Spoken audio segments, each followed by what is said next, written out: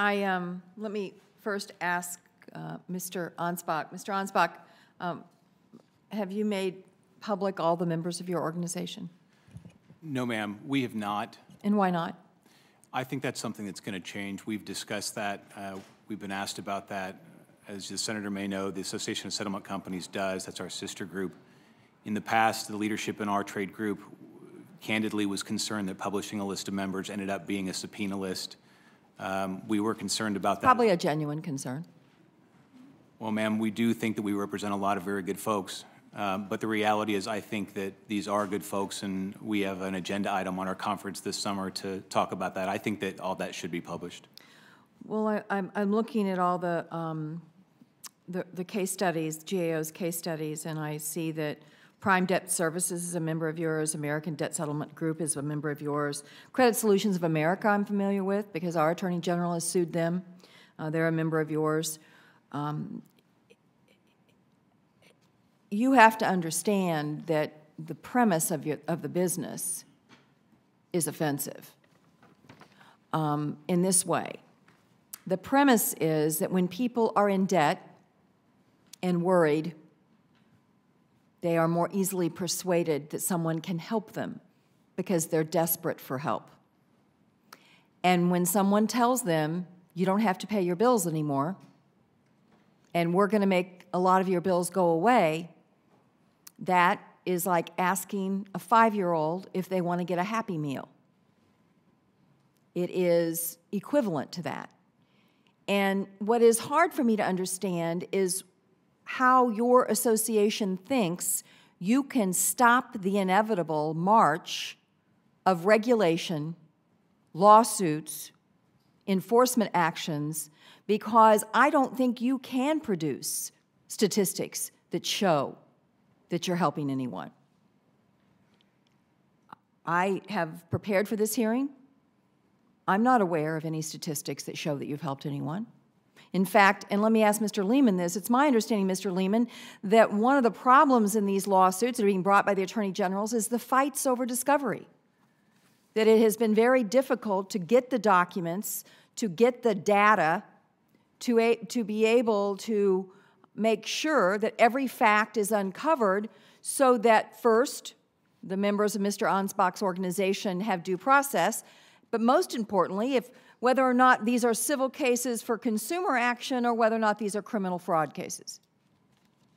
Yes, Senator McCaskill, that is true. It's been very difficult for the attorneys general to get any verification of any of the claims that are made. I'm sorry, I don't think you have does he have his microphone on? I'm sorry. Yeah, there you go. Yes, it has been very difficult for attorneys general to get any verification of the claims made by debt settlement companies about success rates and amounts of numbers of debts settled and that kind of thing. And I know in the credit solutions case that you refer to that the Missouri Attorney General has brought, and along with, I might add, 4 or 5 other states, they have said that it's been very difficult to get information on their investigations of that company. Mr. Ansbach, do you have data that you could give the committee today? Yes, ma'am. Okay, and is it data that has been that is subject to our questioning of the companies and getting at the I mean, are you actually maintaining that the majority of people that you sell this service to, that you actually produce? Senator, I have data that I would provide to you, and the only reason I would bring it to you is if I trusted it. What I can tell you, if I may, and I apologize, I don't remember if you were in the room when we first started, our members alone have settled $1.4 billion in unsecured debt. And how much was the unsecured debt that they were, that was the outer perimeters of what they were given to try to settle? Does that represent 10%, 5%, 40%? Sorry, I don't appreciate the question. Well, you say you've settled $1.4 billion in debt. Yes, ma'am. That means you have saved your customers that much debt? No, I'm sorry. The aggregate value of the debt that was settled is $1.4 billion. Okay. Task, the other trade association, last year alone settled another $1.1 billion in debt. That debt is settled at roughly somewhere around 53 to 50 cents on the dollar. So with all due respect, Senator, when you say that we're not providing any value, there are a lot of folks that would disagree. Folks that received these settlements, folks that got their debt settled and ultimately paid 53 cents on the dollar, and who are now on their way to financial stability, I think there is significant value in that. Well, then why isn't a contingency fee appropriate? Why do you have to have the money up front? Right. Why is that? Why do you go out of business if, in fact, you are successful in settling that percentage of your debt? There is no way you go out of business with depending on your success as the parameter for your fee payment. Again, with respect, Senator, I disagree. The issue is really a very simple one. No business, big or small, but most of ours are small business owners, can operate without revenue for a year. It cannot be done. I run a business. I don't think you'll find anyone in this room that runs a business that will tell you that it is a stable financial model to operate without revenue. Now, please, if that being said, I agree absolutely 100% with what's being said here today, particularly about these egregious ads that have government seals on them. Every time we've gotten one, we've sent it to the Federal Trade Commission or some of the senators that have expressed interest in that. The question here is not regulation or no regulation, and you said we can't stop the inevitable march. I don't want to stop the inevitable march. I spend more time in Sacramento and Tallahassee and Austin and Springfield, Illinois than I do in my hometown trying to get regulation in place.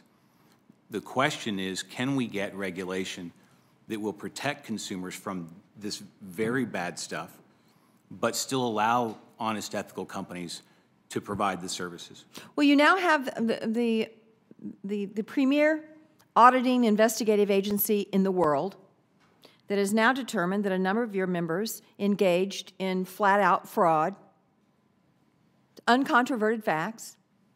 Now, are you going to ask those members to leave your organization because they have participated in this kind of activity? Are you going to take any action against them and clear out these clearly deceptive practices that are going on? Because I know why these people did this on the phone. They get paid by how many people they sign up, correct? Not all do, no ma'am. Are you telling me that the people that he did these case studies on, are they all your members or just some of them? I do not know. Well, let me read them to you. Web Credit, are they one of your members? Senator, we have 200 members. I do not know all. You don't have a list with you? No, ma'am, I do not. Is Procore Debt Solution a member of yours? Ma'am, I just saw the GAO report as, well, actually, I have not seen the report, so okay. I don't know Well, any here's of what, this here's, you understand the credibility gap that exists in this hearing, I assume, by now. Senator, what I understand is that there are serious problems that we need to talk about. And what I also understand is that there is an attempt to say that because there are serious problems that nobody should do business in this industry. And with that, I absolutely disagree. Well, I will tell you that you've got, since the chairman's in a frisky mood, as Desi Arnaz would say, you've got some splaining to do. There is a serious issue facing this country. I will not sit on this committee, and I know the chairman. The chairman will not, and I know, having gone through the confirmation for the new commissioner at the FTC, I can't decide which is worse, the freecreditreport.com or you guys. You are preying upon the fears of people. You're making a lot of money, and you're delivering a substandard product, and many, many times you're engaging in fraud to get the customers by promising them something that you know is not true, that they can quit paying their bills, that you've had 100% success, that you're going to settle the debts and your record of success, and you had so few dropouts, on and on and on. And, you know, you should just tell your members, and I look forward to learning will you give us the list of all 200 of your members? Yes, ma'am, I will talk to, again, I'm not the legislative director, and I'm certainly not, I'm not the executive director, and I'm not the owner of the trade group. My plan is to go back to our board and say this is important and we should publish the list. So assuming that, then yes, ma'am, you have my word. Okay, well, I will be checking in with the Missouri Attorney General. We are told that Credit Solutions of America is one of your members. Yes, ma'am. And if they have to keep fighting for discovery, I think the United States Congress is going to have their back. So I think the word needs to go out. If you can prove what you say, I suggest you get to proving it. Senator, I'm trying my very best with you to say that anybody that makes a claim of 100% I'm a born and raised Texan, so pardon me if I say this with some lack of delicacy. Let's take him out back and beat him with a stick. I mean, Well, you are not going to find me or my group or anybody that believes in responsible service defending any of that.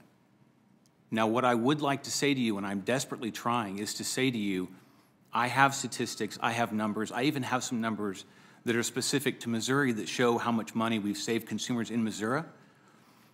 I'm simply asking you, please don't throw the baby out with the bathwater. There are people that do this well, and there are customers that get help. 2 of them are right here with us today. Well, listen, I'm willing to, you know, I'm from the Show Me State, but it's awfully hard when an organization won't even tell who's in the organization to take your data very seriously, and I say that as a former auditor.